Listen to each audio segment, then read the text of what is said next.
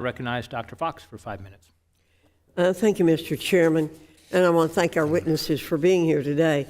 Commissioner Oman, the proposed fiduciary rule attempts to regulate sales of annuities to retirement investors, which is currently regulated by the states. The Department of Labor claims its fiduciary proposal is necessary to fill loopholes and gaps in the regulations. Is there evidence that gaps or loopholes exist and are being exploited to harm constituents? No, Madam Chairwoman.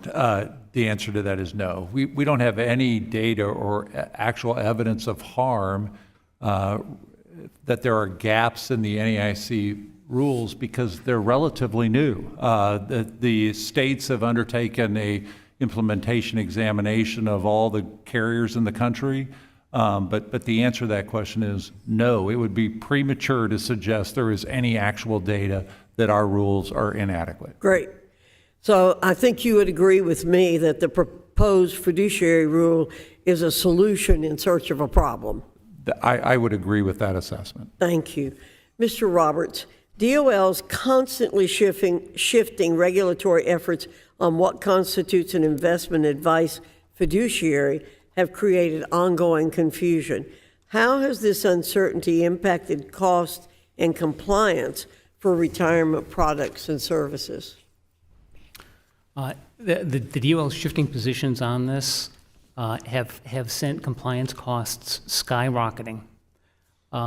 Financial institutions and professionals who have established business models are on a regular basis being asked to re-engineer them, to retool them, to come into conformity with exceedingly complex technical rules and regulations that seemingly appear out of nowhere.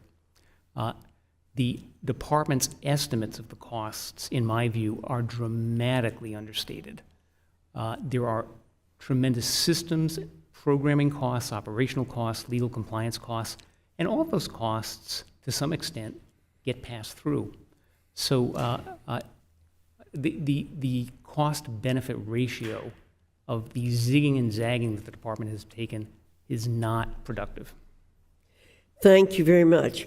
Mr. Berkowitz, the Federal Reserve reports that 28% of Americans do not have any retirement savings.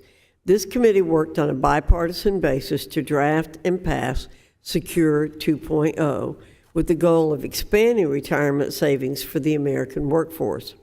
Would DOL's latest proposed fiduciary rule undermine the bipartisan efforts of this committee by reducing access to retirement investment products for low and middle income Americans?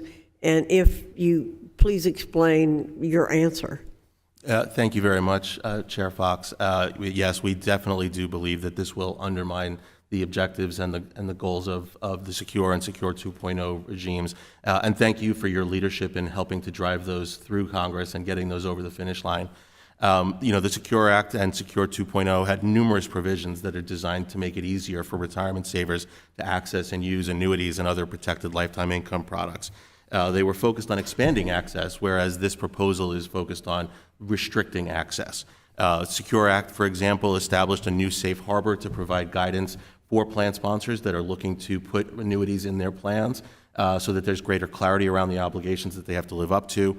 There's also been changes in Secure 2.0 to the rules governing the use of longevity annuities, known as qualifying longevity annuity contracts, and many other positive changes. But by changing the rules about who can provide advice to retirement savers, by restricting that advice to only those who are willing to serve as fiduciaries, you're going to lose the ability to access the advice that you need to learn how to take advantage of those improvements that were developed through Secure and Secure 2.0. Thank you. Thank you, Dr. Foxx. We will now recognize Ms. Hayes from Connecticut for 5 minutes. Thank you. And thank you to our witnesses for your testimony today.